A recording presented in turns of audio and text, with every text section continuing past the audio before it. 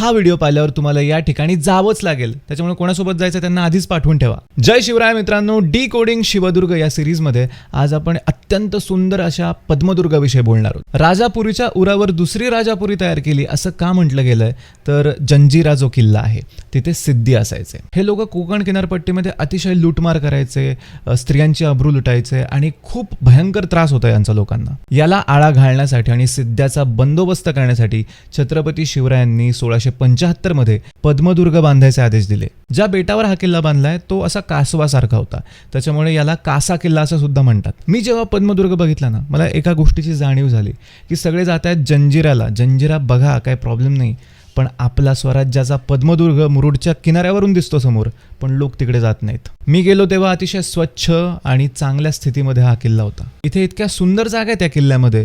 एक पाकळी बुरुज आहे जो पडकोटामध्ये आहे.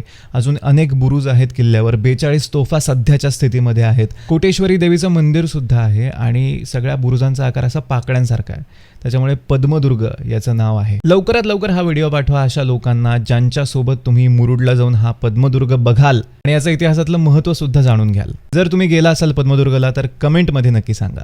जय शिवराय.